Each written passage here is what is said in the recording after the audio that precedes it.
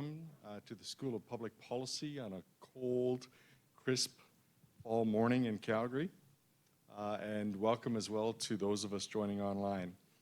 My name is Jackie Siepert. I am a professor in the Faculty of Social Work, a former dean there, but currently have the privilege and the honor of being the interim director of the School of Public Policy here at the University of Calgary.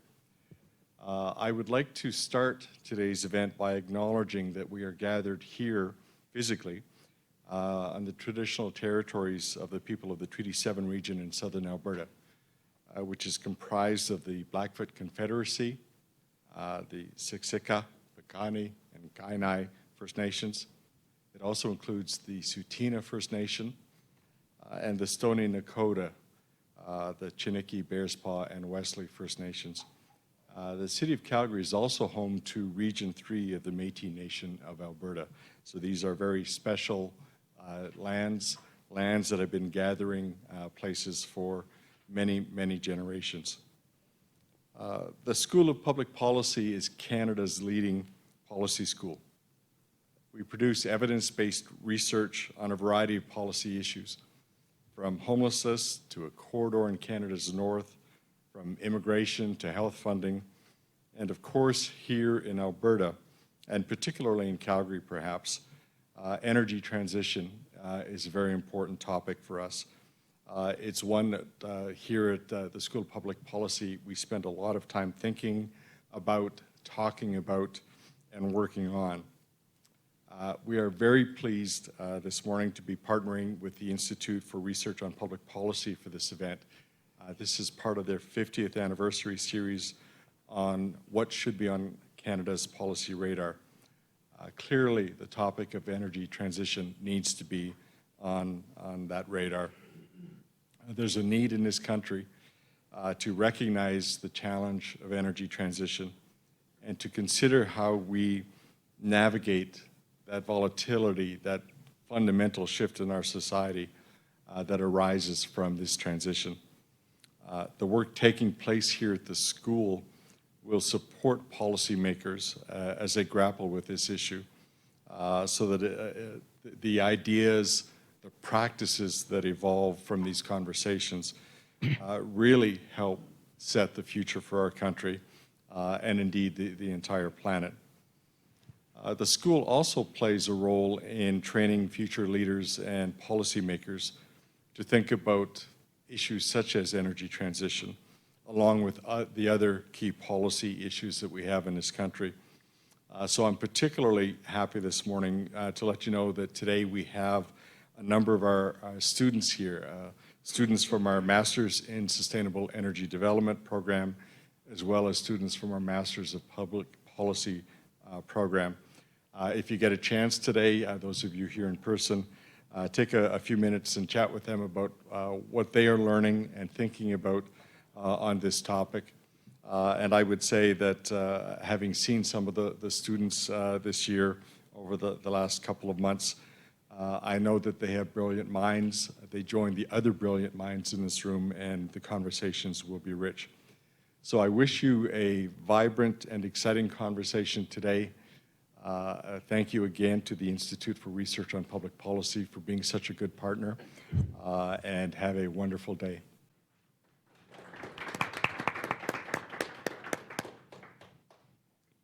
Hi, my name is Jennifer Ditchburn. I'm the President and CEO of the Institute for Research on Public Policy. Thank you, Jackie, for the words of introduction, and also thank you to the school here at the University of Calgary. It's really great to be here. It's early in the morning, but I'd love to see people in person.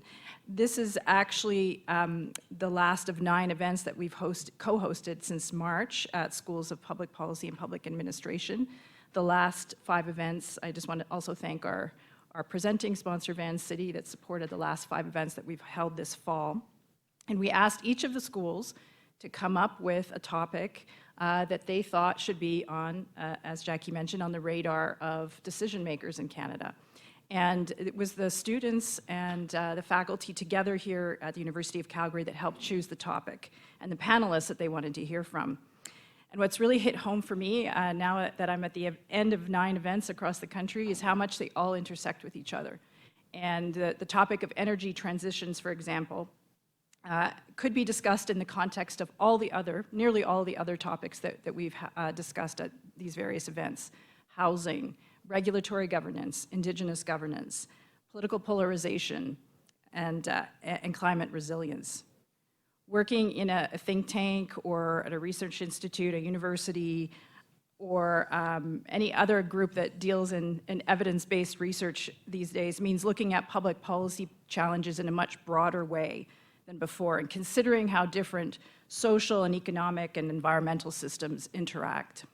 In the case of energy transition, we're never just talking about the science, we're also talking about people and their communities and how they'll be supported during these volatile times. So I want to introduce today's moderator, Sarah Hastings-Simon. Sarah is one of those people who knows very well the intersection of all these topics, as her career seems to intersect in all kinds of fabulous ways. She's an expert in energy, innovation, and climate policy. She is the director of the Sustainable Energy Development Graduate Program at the University of Calgary's Policy School and a professor in the Department of Physics and Astronomy. Sarah, over to you. Great, thank you so much, and thanks everyone for being here in person and online. As Jennifer and Jackie said so well, I think we have quite a challenge in front of us, and it's a challenge that's really cuts across the technology, but also the people and policymakers, and policy is a key component of guiding us successfully through that transition. And so I'm really excited today to be moderating this panel with this excellent group of speakers who are going to be able to speak from really different perspectives about the different communities and cultures that will be impacted by the transition and the kinds of supports that they need. So I'll go ahead and introduce them, and then we'll get started. There'll be a chance, I have some questions for them, but then after a little while, there'll be a chance for those of you online to ask questions, as well as those of you in the room too. So do get your question wheels spinning as we're starting to talk. So first, I'd like to introduce Dore Venno. She's the Executive Director of Lynx Harvest Sky Services and Support Society in Hanna, Alberta. She's born and raised in Hanna, and as Executive Director since 2011, she plays a regional convening role in citizen engagement, organizational development, and community capacity building. Next to Dore, we have Marla Ornstein, the Director of the Natural Resources Centre of the Canada West Foundation. And as director of the center, she champions the responsible development of the West's natural resources for the benefits of all. Much of her work focuses on Canada's energy future and how Canada's businesses can prosper as the world transitions to cleaner forms of energy. And last but not least, at the far end here, we have Maggie Hanna, who's president of Innovation and Technology Scout and a member of Energy Futures Lab. She has a BSc in geology and has worked as a resource explorationist in mining, oil, and gas, and then later worked as an innovation and technology scout for the oil sands. She's now a vice president of innovation and technology for 2 clean tech startups and a presenter on energy innovation topics. So I'm going to start with a question to all of our panelists that really lays the groundwork for this conversation, which is really if they can describe to us what kind of change and volatility will look like in the different groups that you sort of speak for and represent, and what are challenges that need to be addressed that we can kind of get into as we move forward. So maybe I'll just kind of go down the line and start with you, Dore. Absolutely. Good morning, everyone. Just share a little bit of gratitude for being here today. This opportunity to have more conversations, open the door for more conversations. So thank you very much to organizers. Today, my lens I'll share with you is from a rural, small community. We started our journey in 2015 with the announcement of the climate leadership change. Our coal mine and power plant, we had the potential of losing 200 full-time, high-paying positions. The business decision was to convert fully to natural gas and the elimination of coal-fired energy. That business decision was in effect for 2021. Policy was that that would be 2030. We were a lot quicker. So our community definitely has rode the roller coaster of emotions and economic transition. We've had the opportunity to sit at tables with policymakers. I just keep swinging back and forth. I turn my head too much, sorry for the mic.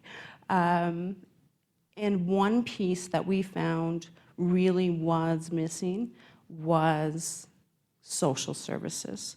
There was the initial policies to support coal-affected workers. However, the piece to support them, not just with their finances and the potential to retrain, assisting with job placements, but really was their family, their social services. So we have, as a community, had these conversations, and we really have come together through many different conversations of how we become even more resilient rural community. We have had the opportunity to work on a social resiliency audit, and that piece of work is available for anybody to review on our website. We did see some deficits in provincial federal policy initially, as it was supporting the coal-affected workers with bridge to retirement, bridge to reemployment, and tuition vouchers. So thankfully, we did have access to having one of those programs changed, the tuition voucher specifically. Initially, when that program was rolled out, only individuals that had been officially laid off had access to those dollars, which was not proactive. There was so many individuals that could, do the education training while they were still employed. So that was changed, and we are really grateful. We did ask that partners would have availability to those tuition dollars. That has not yet been changed. Just a note of the equality of opportunity we're still working on. Thank you. I think that message of going beyond sort of the immediate needs and the pieces that are obvious and thinking about how transition affects people in their families and communities beyond that is one that's really important. The importance of all systems working together, economy, environmental, social, those systems need to work together long term. Great, thank you. Marla, I'll move to you. What, within the communities and with the groups that you're working with, what does that change in volatility look like, and how do you describe the challenge ahead? Oh, it's really interesting, and I think about the word volatility that you raised, Sarah, which is a really good one to describe it. So I work for the Canada West Foundation. We're an independent, nonpartisan public policy think tank. So much like yourselves, we are policy wonks, and that's the world that I live in most of the time. And I'm going to steal in advance a phrase from Maggie saying this is going to be a very messy decade from a technology point of view, but also from a policy point of view. We have policy that's been established at the federal level, at the provincial levels, to drive us towards decarbonization and the energy transition, but it's not always a clear path because there's a lot of competing values that come up in this. Decarbonization is one that we know that we need. We have to go there, we have to be committed, and we have to go fast. But at the same time, there's a lot of other things that we can't afford to take our foot off the gas with respect to. We've seen over the last few months, or the last 6 months or so, a real focus on people realizing what global energy security means, what domestic energy security means, what actually happens when you get a rise in, or problems with energy affordability like they're having in Europe now. Those are some of the other things that are locked into the policies around decarbonization. There's also ones that I often fret over, given my own background, is integrity of land, water, food production, et cetera. Again, these are ones that we can't afford to compromise while at the same time we're still driving towards that decarbonization conversation. We need to figure out a way to make all these things happen at the same time. There's also the messy questions of you can set policy, but you have to have technology available that will get you there. The technology has to be affordable. You have to have a policy context that will allow you to implement that technology. All these bits and pieces have to come together, and I'm sure we'll return to more, so I won't take out some of my favorite hobby horses just yet. But that's where I see a lot of the volatility. The risk, if we get it wrong, is some of the pushback we have seen in other countries, which is you get it wrong enough, people get really angry at what they see being taken away from them, and then you have a change in power as people vote that government out, and what's in instead maybe isn't working in that direction whatsoever. So you have to go as far as you can while running the risk of possibly having it all move in the other direction at the end. That's some of the messiness and the volatility that I see coming down the line that we have to manage from a policy perspective. Great. Well, there's a lot in there. I'm sure we'll get a chance to dig into some of it, that energy security one. And I think I will steal something that I heard from someone else, which I really have come to appreciate, this idea that energy security is not inherent in the fuel itself, but it's in the systems that we've built around, right? The global systems of trade and agreements between countries that provide that security, and that, you know, that can come under threat, but that also we can find ways to build it around various types of resources, but it takes work, right? It doesn't naturally arise just from the nature of a resource itself. Great. Maggie, from your perspective, what does this change in volatility look like, and what are those challenges, you know, within the entrepreneurship space and within the clean tech space that we really should be thinking about moving forwards? That's such a good question. Canada has an emissions reduction targets now, and they're good. But what we don't have yet are the techno-economic policies that are going to help us to actually make those emission targets possible, actually make them happen. And I think this is the next step for Canada. And without that, without bringing together government and innovators and businesses and industry and society sectors, without that integration, this is going to be a rough go. And I think that, as you know, I think this next decade, maybe 15 years, is going to be messy. Because what we're trying to do here is replace hydrocarbons, which are like a silver bullet. You know, hydrocarbons are energy dense, they store well, they transport well, they're affordable, and we're trying to replace those to some extent, to a large extent, with silver buckshot. And these systems need to be integrated with each other so that we have backup plan A, B, C, and D for energy supply. Because energy security, as you were saying, Sarah, energy security trumps climate change action every time. And so we need to maintain energy on demand and not devolve into energy only as available.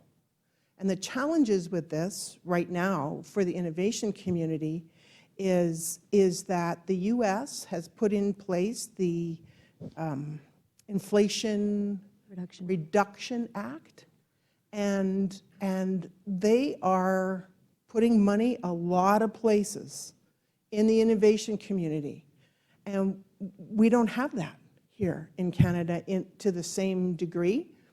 And so we're at risk of our innovation and our innovators, even more than they already do, move to the US to actually build out their innovations and to commercialize. So that's a real challenge for us right now. And it's the other thing is all of the pieces that we have in place to support innovators, almost all of them are matching funds. And matching funds are difficult to come by if you're an early stage technology readiness level 3 to 6, if that makes any sense to you. There's like 9 is commercialization, and 1 is you got a good idea, right? So from 3 to 6, it's really hard to get the funds to match. to actually move your technology forward. The states have solved that. We have not. That's one of my favorite soapboxes to stand on, to talk about the difference between Canada and the US with the SBAR funding and others in Canada, and that reluctance, I think, sometimes, in the US, and the reluctance in Canada to have governments really, go forward and make those bets on technologies that we see happening down in the States. So before we open it up to questions, I'd just like to kind of come back to each of you and have you at least give us a little taste of sort of what are those answers and what are the supports that's needed. I think some of them came out and across all the discussion around this idea of how we manage this, messiness from different perspectives.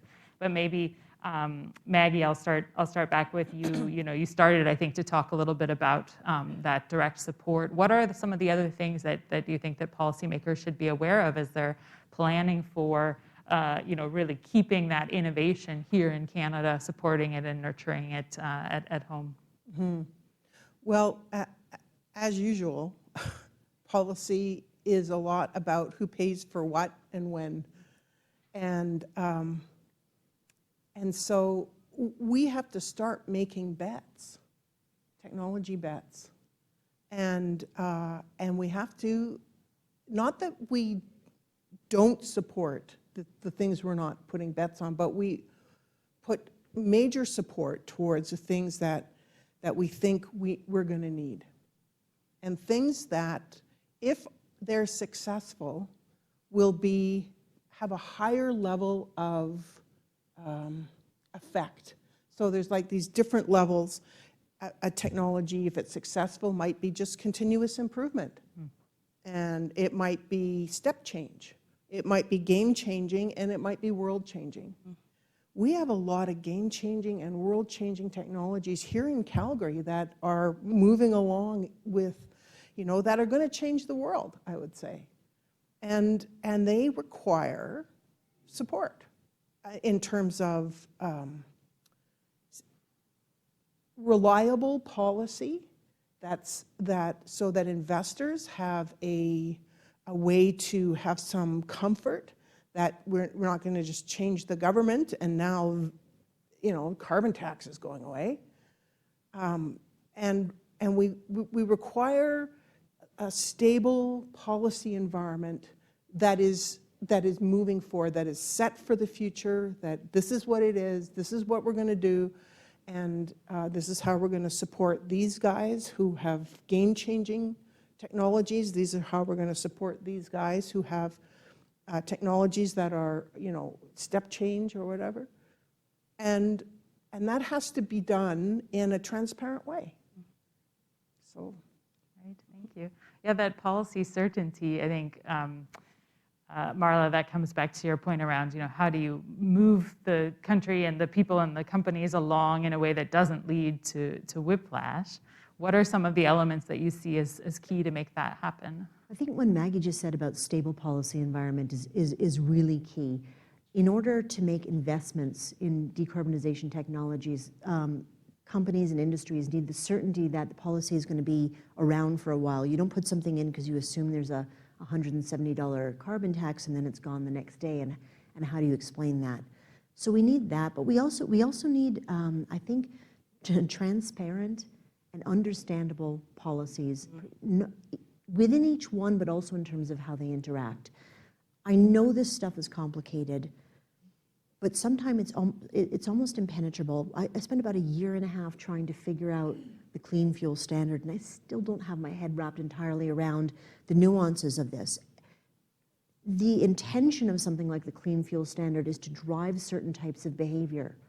But if it becomes so difficult to understand how exactly it's going to work and how it's going to interact with other things like the output-based pricing system or the tier program or all kinds of other things that we have, then it's not going to change that behavior. So I think, again, we need transparent, understandable policy that is clear in terms of how it interacts with everything else, as well as being stable. That to me is a big issue. Mm-hmm. Okay. Yeah, I think it's Really, as you say, the Clean Fuels Standard is one that is, I think, the best example of some of the challenges that come about in policy design and balancing that, you know, simplicity with trying to do everything and make that understandable. So I want to come back to you before we open it up to questions, because we heard, I think, a lot across the panelists around this idea of messiness and volatility and the fact that, you know, there is a need to make this change, and that's sort of, you know, it's not an option. It's because of the, you know, the need to avoid the worst impacts of climate change, but also, frankly, because, you know, in Canada we live in a global world that itself is changing, right? And we also have to respond to changing demand for our products from around the world. But how does that translate back to, you know, what is, you mentioned the social services and family support, and to me, when we think about messiness, you know, that's sort of almost the first thing that policymakers are responsible for with their constituents, to take care of, you know, the people of Canada through this messy situation. So I think you gave us a couple of examples, which I find really enlightening, around thinking, you know, it's not just the individual who's losing their job, but their family as a whole. Can you say a little bit more around, you know, policymakers? I think the town of Hannah is really, you know, as you said, you've been through this. You're sort of one of the first, I would say, in Canada to have gone through this energy transition. And so I think you have a lot to share with the rest of Canada. But what are those lessons around what needs to be front and center in policymakers' minds? And maybe where are those sort of places they can get tripped up a little bit if they're not careful? Well, and I think it's just adding on to, you know, the stable, transparent, understandable policy. Two pieces that's really important to be mindful of are people-centered policies and also rule, the effect of what that looks like, because it looks very different. The infrastructure to move forward for different technologies isn't the same as it is in large urban centers. I think that being mindful of that individual community perspective is really important, and that people-centered direction as we're moving forward with our next policies is hugely important. That continuous conversation between all of the systems working together. Great, thanks. Well, hopefully these kinds of conversations can help that, because I do think that that is often missing, right? We have a lot of conversations that take place within the technology sphere or within the business sphere, and really connecting those, I think we're starting to make more progress on, but connecting them with the communities, I think we're probably furthest behind. So, well, I'd like to give folks a chance to ask their own questions, because I think that there's a lot that we can learn here today. So I will turn it over to Clea, who's going to share with us questions that are coming online. And then, as I mentioned, in just a moment, Judy will be coming around with the microphone for those in the room who have questions as well, too. Thanks, Sarah. Hello. Hi. So we've got some questions coming in from the Zoom, as you said, which is awesome. I'll start with one from Ross Horgan, who mentions that yesterday Greta Thunberg said that if we already have nuclear plants running, she feels it's a mistake to close them down to focus on coal in Germany. How do you view the role of nuclear energy in Canada's future, including the possible refurbishment of Pickering and small modular reactors? I'd like to take this one. So I'm a big nuclear fan, and I never used to be, but I am now, and I have my favorite reactors. and I'm a big fan of Germany not shutting down their nuclear reactors to fire up coal plants, although coal plants are, like I say, I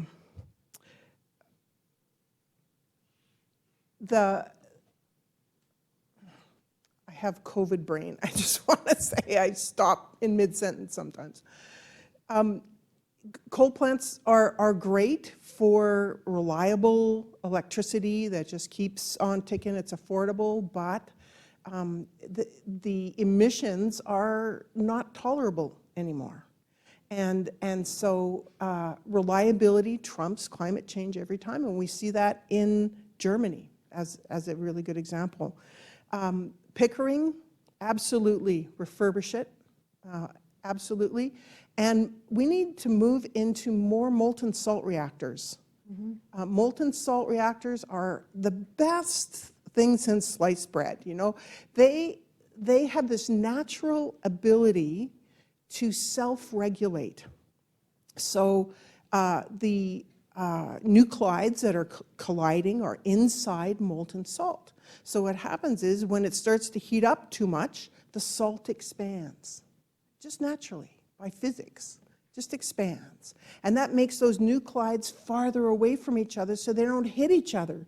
You know, the neutrons don't hit the nuclides so often, and as a result, the whole thing cools down, and then the salt contracts a little bit. And now they're closer together, and it's almost like salt reactors breathe, almost. And they're so safe.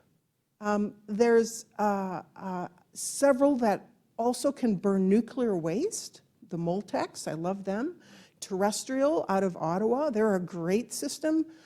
They're run about 75% thorium and 25% uranium, which is, you know, we're moving towards thorium reactors. I like the FLIBE reactor that has just been started up in China. Great, great system. So also, you know, we have an MOU here in Canada between Alberta, Saskatchewan, Ontario, and New Brunswick to test small modular reactors. And so Ontario's going to do the big one, and Alberta's going to do the medium-sized one. I think we're partnered with Terrestrial, and Saskatchewan's going to do the small one. And these are all small nuclear reactors. The definition of that is somewhere between 10 and 30 megawatts. 10 and 300 megawatts. And so we're moving forward in that way. And I'm encouraged, I have to say, on the nuclear front. I don't know if there's other perspectives, whether that came, I'm curious actually whether, not to put you on the spot, but whether it came up in discussions in Hannah, you know, knowing that on the one hand there might be opportunities in parts of Alberta around small nuclear reactors, but of course the challenge of the timeline of readiness and sort of where your region was with transition. There definitely has been conversation, and I don't think that conversations are over. We definitely have the space. There would need to be retooling, retraining of those individuals in industry, but I definitely don't think the door is ever closed on that conversation for potential. Can I add to this? Please, yeah. I'm also very much in favor of nuclear. You know, we were talking about silver buckshot before, which means there's a lot of different solutions, and they need to be fit to purpose. And there's a lot of ways in which nuclear works. We have no clean energy. There is no such thing as clean energy, and to try to call things clean energy creates a false dichotomy. Nothing is clean. Not solar panels, not geothermal, not wind energy. It's all a series of trade-offs. With nuclear, the two big trade-offs are cost and fear. They're expensive, which is something that hopefully we'll get over as the cost curves come down. For the fear one, I have a bit of a different perspective than most people, which is people can bring up Chernobyl, and people often bring up Fukushima in Japan from 2011. So I used to live in Japan before 2011, well before 2011, and I lived at the town that was closest to the epicenter of that earthquake, a town you probably haven't heard of called Ishinomaki. And I used to ride my bicycle to teach in an elementary school, the next little tiny village over, called Onagawa. The town of Onagawa was 100% wiped out by that tsunami. Every single building was gone except for the nuclear power plant, which is where the entire town took shelter. It was built differently. It was built later than Fukushima. To me, anytime people bring up Fukushima, it's an example of, but you can build it well. It was a newer design. Fukushima was quite old, et cetera. Certainly the safety concern is huge, and we have to pay attention to it, but it's not insurmountable either. And so whenever I do think about nuclear, I think about Fukushima and Onagawa and the differences between these two. I'm strongly in favor of thorium. I'm strongly in favor of molten salt because the small land footprint, the small material costs for it or requirements for it and the consistent power with no carbon dioxide emissions is just, it's too hard to ignore now. And I would just like to add that a nuclear power plant, small modular reactor at the high end, 300 megawatts, takes up the footprint of a football field. That's it. So it's small. Any questions from the people in the room? So Clea, maybe you can ask a question from the people online. Sure, we've got lots of participation online while the folks in the room get their questions ready. A few folks are asking about the connection with politics. What does a transparent energy transition policy that supports a stable policy environment look like in the current polarized political environment? That's a big one. Who wants That's a to huge take one. that one? I'd love to hear the Let's different talk about perspectives. messy. Yeah. I believe that we have a lot of work moving forward to bring those significantly diverse views and opinions closer together. And it is not going to happen overnight, not going to happen with one election, provincially or federally. This is a long-term process that we need to put time and energy into as we move forward with community transitions. I'd like to add to that. There's the polarization, between parties, that's political, but then there's the polarization between the oil and gas industry and the, quote, greenies, not a derogatory term. And in the middle is the practical recognition that this energy transition cannot happen without oil and gas, because you have to build wind turbines, you have to fire up furnaces to build, to make solar panels, and that happens on hydrocarbon. And so there's just, it's like such a shoot yourself in the foot moment to be lambasting oil and gas companies for what they did, some of them did 40 years ago, versus what can happen now. And how do we, as consumers, consume less hydrocarbons and more of the rest of this silver buckshot that we need to put together. And there's a distinction that has to be made between the goal at 2050 and the pathways we need to take to get there. A pathway, you can't take a step where you're not, from where you're not. So at the beginning of the pathway, we'll be doing things that we're not going to be doing by 2050. And those things are required, necessary, and the greenie people say we can't be doing that anymore. But it's either do those things or we're not going to be feeding people. There's when I think about what I would want to see in terms of policy to make it transparent and understandable, which is sort of how I'm hearing the question as it came in, there's two pieces of information that are very often lacking when new decarbonization policy is introduced, or they're not complete or they're not coming at the right time. One has to do with a real economic analysis of it.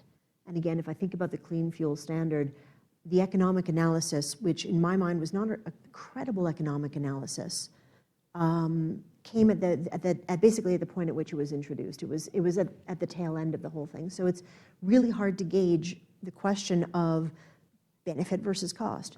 What's the value there? So I think we need the transparent economics.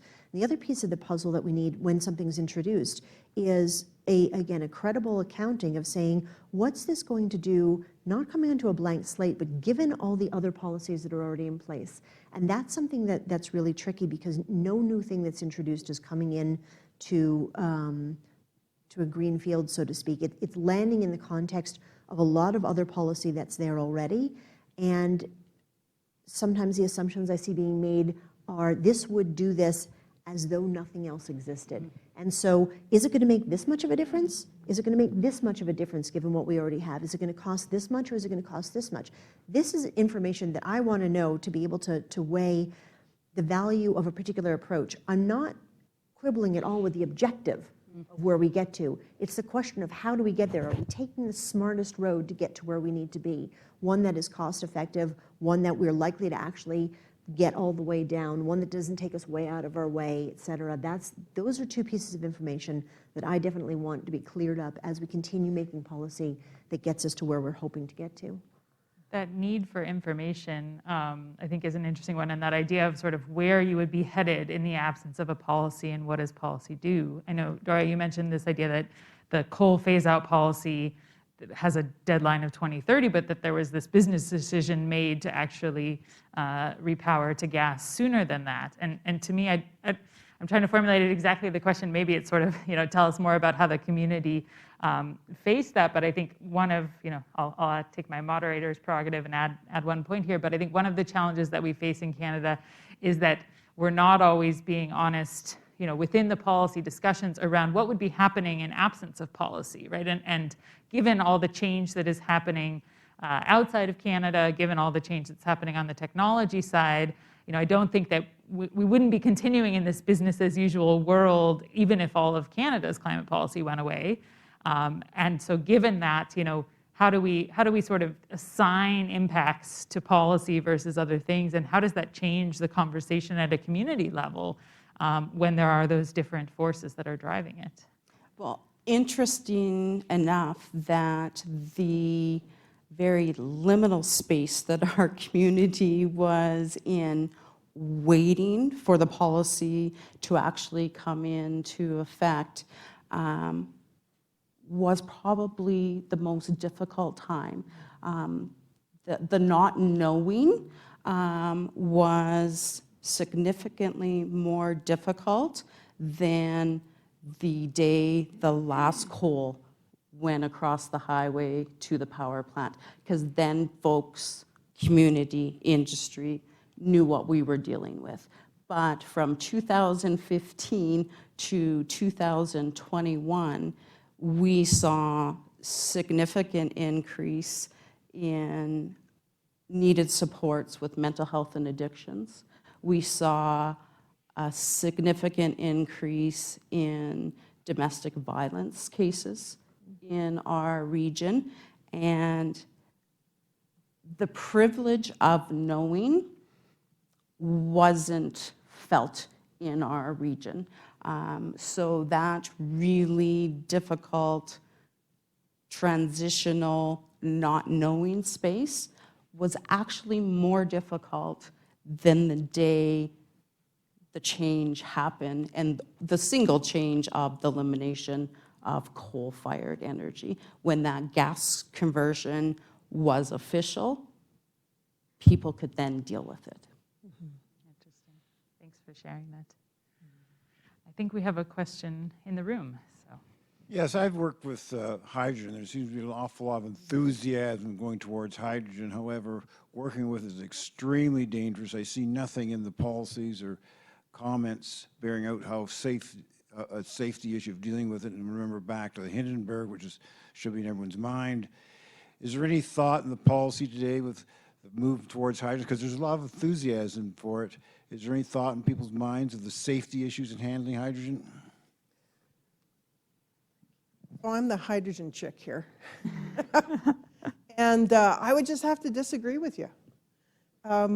Because hydrogen is no more or less dangerous than natural gas as long as you know how to use it. It behaves differently. The lower explosive limit and that's the one that matters, not the upper one. The lower limit is 4%. For natural gas, it's 5%.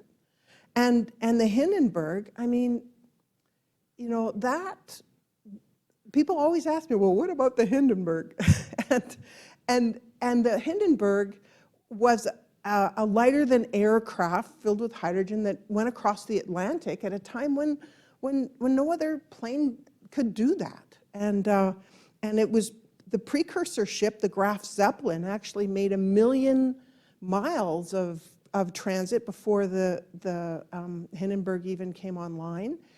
Hindenburg made 35 trips before it had ran into a storm, and it had to stay another day in the air, and it had to go around this major thunderstorm.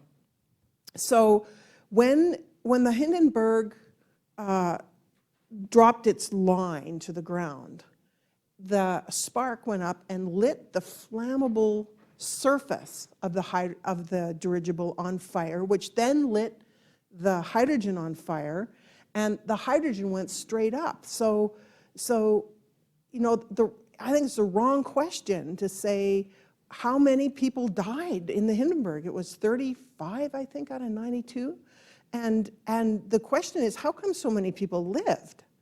And that's because hydrogen goes up in 1 second, 6 stories. It's so light. You blink one time, you release it, you blink, it's up 6 stories. So solution by dilution is very good with hydrogen, and so is lateral as well.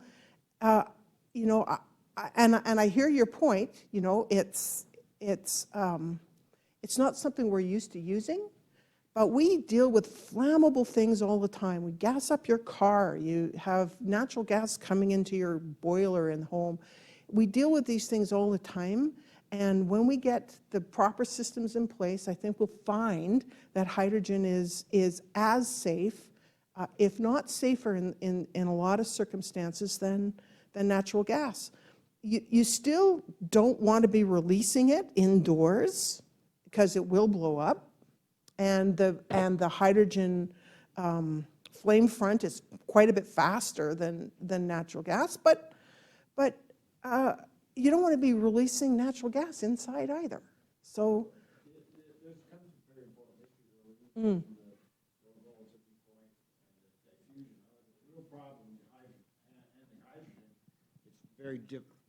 it's extremely difficult to contain because normal steel doesn't contain it like natural gas because of the smaller molecule. And that's where the issue comes in. And you're right, it diffuses, but if any chance that it can collect someplace, it will collect. And that's it's very difficult to contain it. Where I worked with hydrogen was trying to seal it, and what we used to seal it was used gold plating. But what was the most extreme method? Well, it's pretty expensive. You're going to gold plate pipelines, but you can allow them to fuse, I guess. But if it collects, so I just want to interject for a second. There's a whole lot of new technologies for containing hydrogen now that include things like tanks with certain structured carbon in them, so that the hydrogen can go in at a fairly low pressure and it sticks by adhesion instead of and so you don't need as much compression, and those things work well. We have metal organic metal hydrides now that work like a hot darn in terms of safety. I'm not a big fan of liquid hydrogen, but you know, that's just me. So there's a lot of tech, like the carbon fiber tanks in a Mirai, very safe, for example. And you're right, you know, hydrogen does go through carbon steel. It doesn't go through nickel steel. So our hydrogen pipelines are made of 13.5% nickel steel.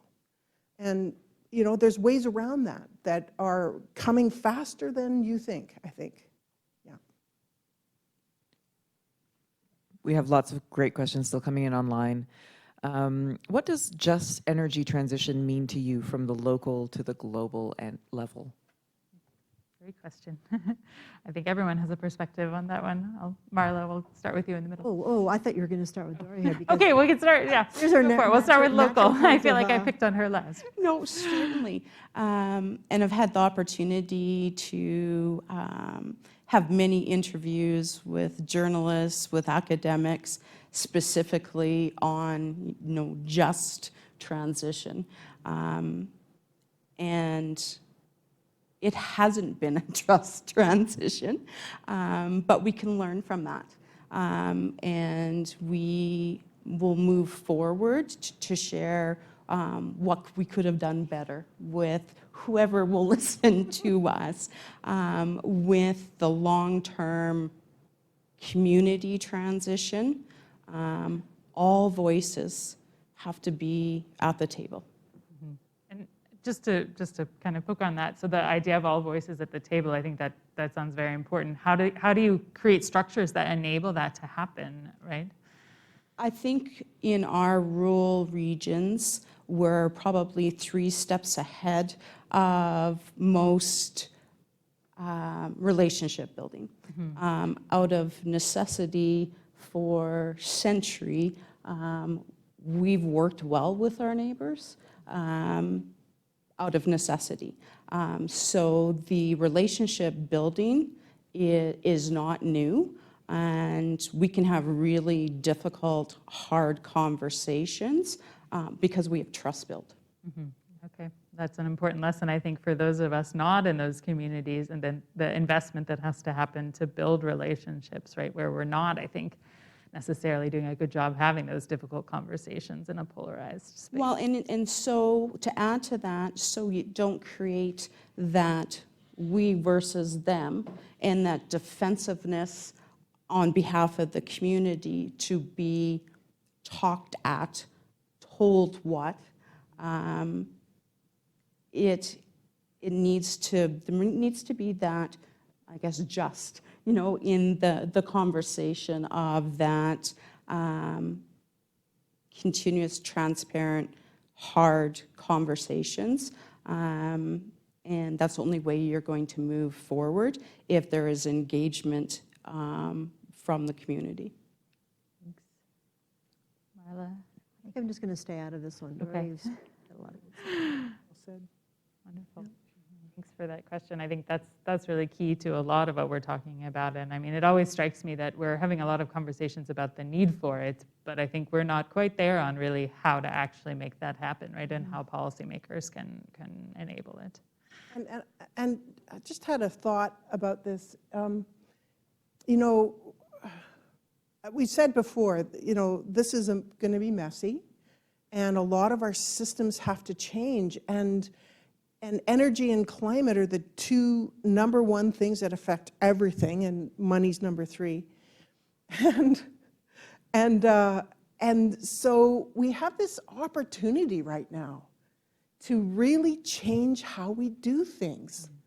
And just transition is part of that. There are people, you know, energy costs are going to go up, and there's no way around it.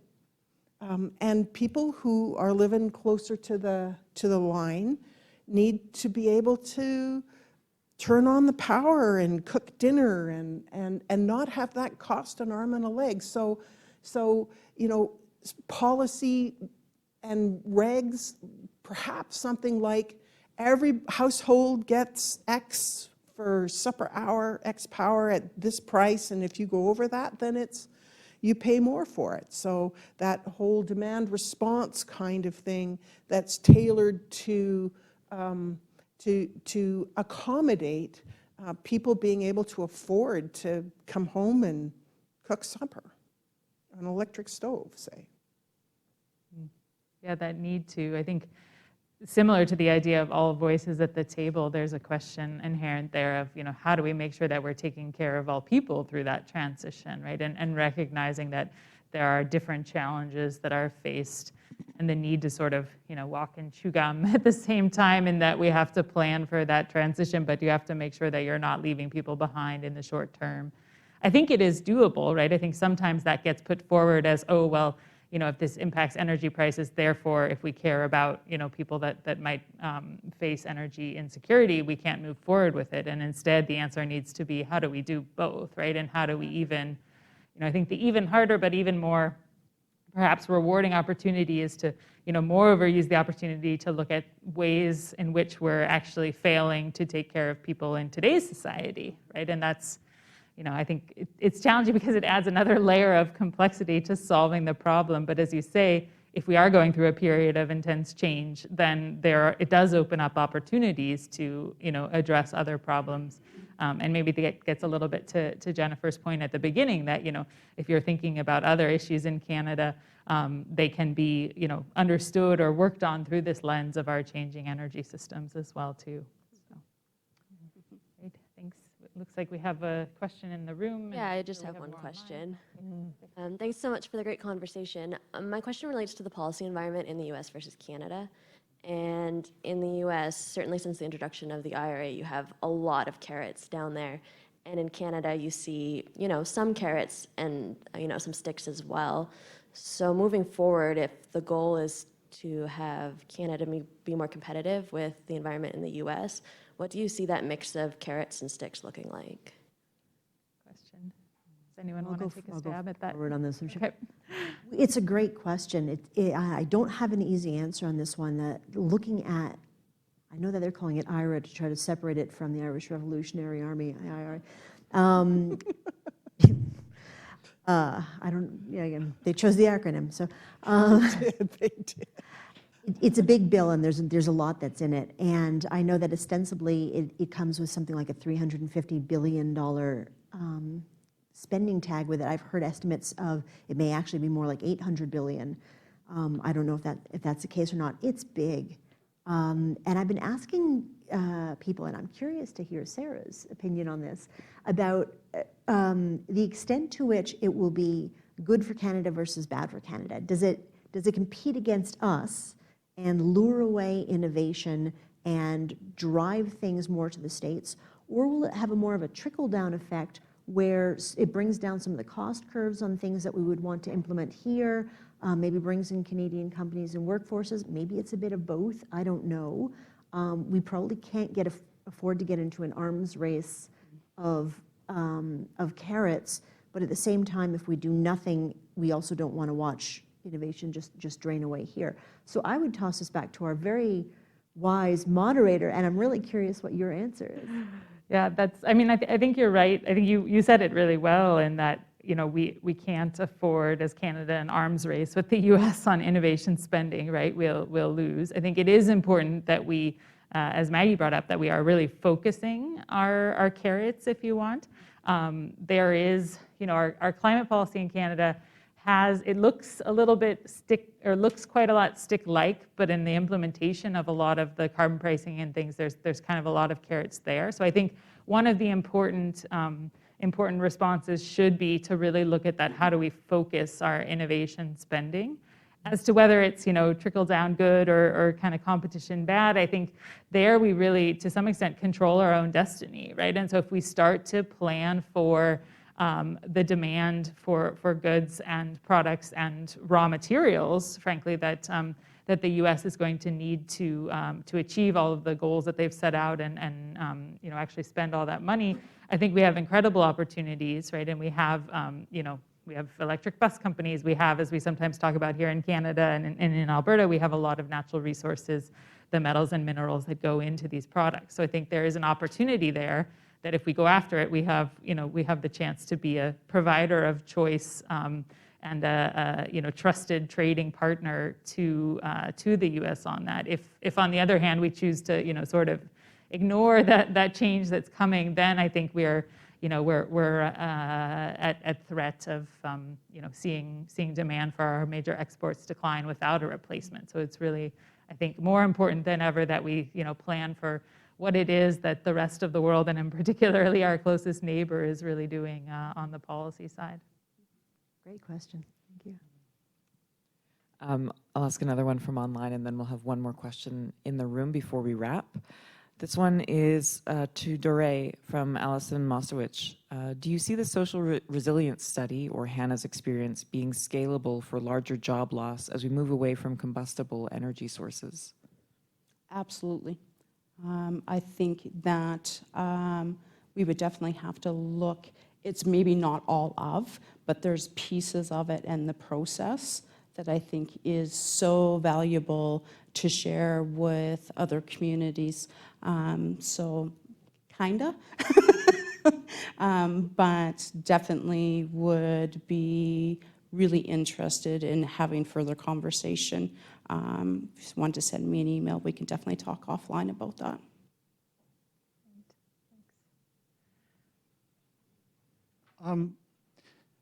The energy transition, it seems to me, It requires three things all working at the same time. It requires policy, technology, and economics. If you only have two of those three, nothing happens. Or one of three, even less. Are the universities, our tertiary education systems, are they up to scratch when it comes to the energy transition, looked through that lens? And what needs to change if they're not? Great question. I mean, I think we have some different perspectives as, you know, if you're looking for startups, are people being prepared? I know Canada West has done a lot of work on this. I know that wasn't your focus, but maybe you can share some. And then, of course, also, Dory, through the sort of retraining and especially reaching into more rural communities, is that availability there? Yeah, firstly, I endorse your sort of three-legged stool there of the fact that you need the technology, you need the policy, you need the economics. I think we also have seen that you need the people. That's another leg that has to go there, both those who can help make it happen, but also those you don't want to leave behind.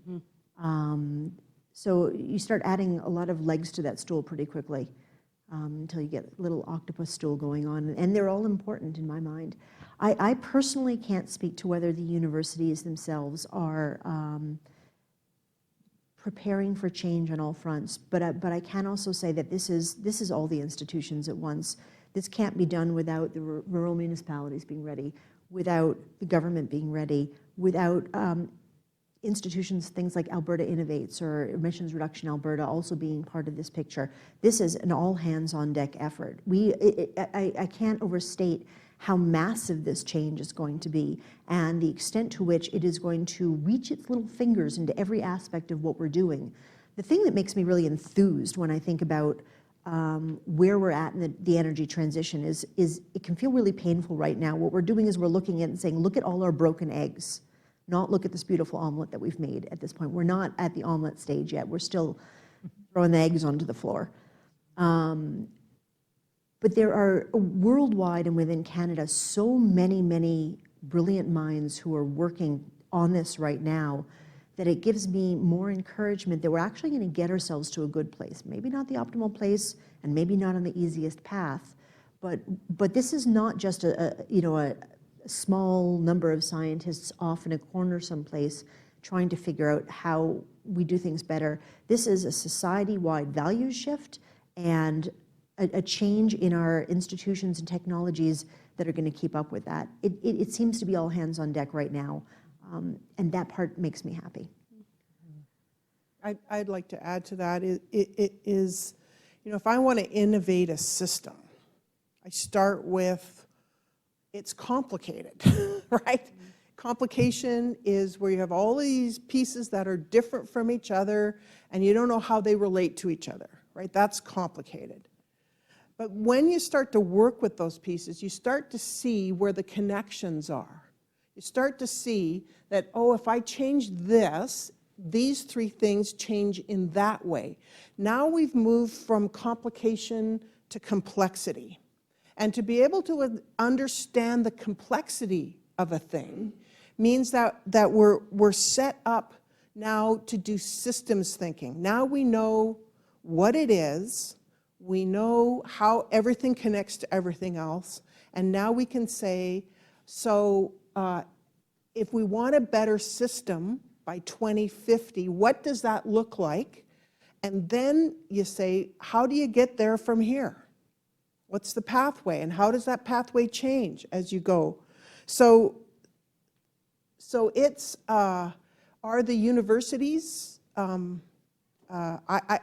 you know, doing this? I can't really answer that. I can say that in my experience, a lot of the technical sides of the universities are actually putting together the complexity. And how we move into systems thinking is next, I would say. I love, Maggie, the fact that when you talk about mapping out this complexity, you're not talking about it in a theoretical sense. I've actually seen the scroll that Maggie carries in the back of her car that she will unroll across several meters that has all this stuff diagrammed out. It's fantastic. They call them a horse blanket. But in relation to that systems thinking, there can't be silos within it. And sometimes that is one of the biggest challenges that we have encountered. Really good point, yeah. No, this is a silo-free zone. Yeah. One more question. All right, thanks for the wonderful conversation. So the energy transition is a massive change, requiring all hands on deck, the academicians, the people, the lawmakers, etc. How do we get all these people, right, to align with this energy transition? Because only then can you go far, only then can you get there, and only then can you get fast, right? What's the best approach to get all hands on deck, everybody, so that we can be able to achieve this goal? It's long-term process to get everybody's arrows pointing the same direction. And it's going to be hard work, and it's going to need attention for a long period of time to bring those arrows pointing the same way. I'm going to say dump Twitter. It creates the opposite of the kinds of conversations that we need, which are face-to-face, whole-person conversations. That's it for me.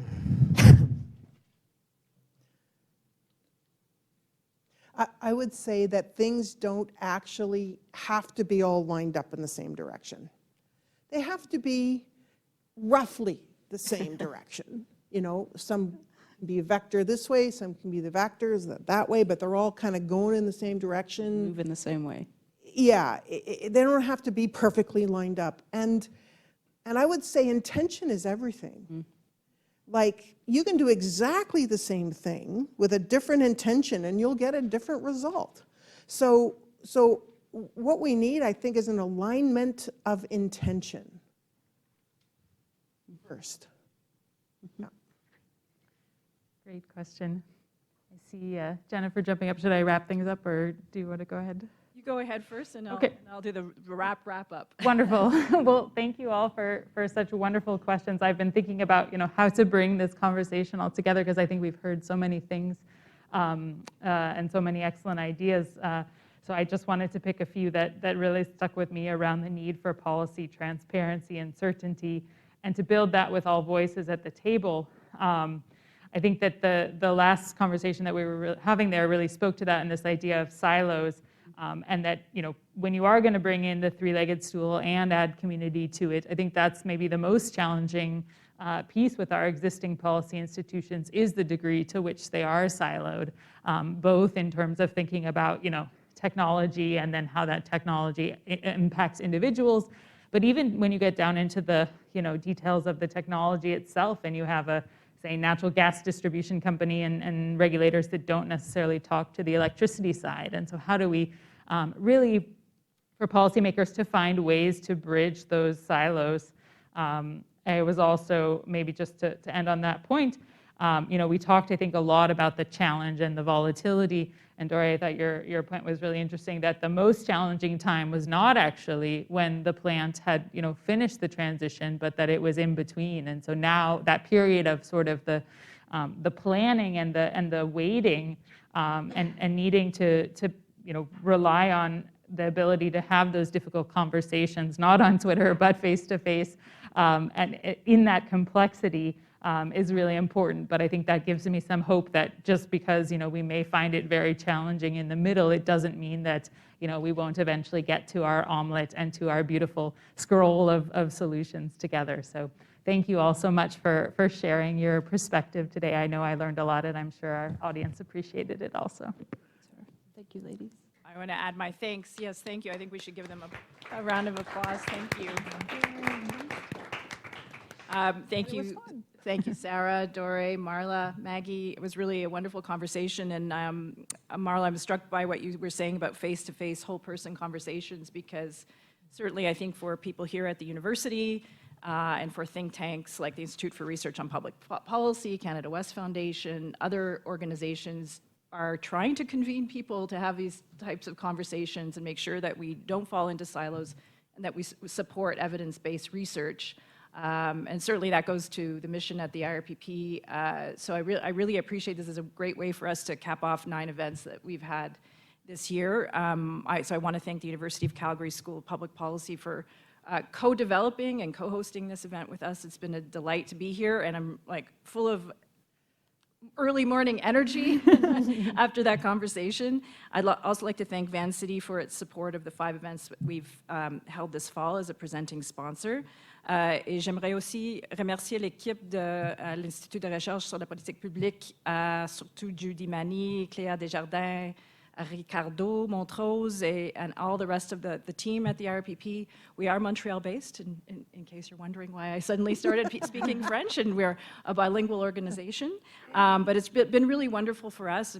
This is our final event of the series. It's been really wonderful for us to go to all the different provinces and different schools and meet with students and hear about the topics. And I hope that we were able to pierce through to that radar of decision makers with these events. For anyone watching online, please follow the IRPP on any of our social media réseaux, including Twitter. Sorry, Marla. But we're actually very positive on Twitter if you want to find out about our future events, and we could very well be coming to your city. You never know. Take care.